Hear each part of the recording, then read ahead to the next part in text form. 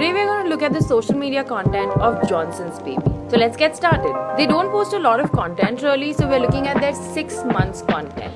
Now as you can see that they do a lot of topical days, almost all of them. But if you look at their target audience, it makes sense for them to do all of these topical days. Sometimes they also indulge in a little moment marketing, which is just fun to see. Here what you see is product shots. So these are just their beautiful looking products on good backgrounds.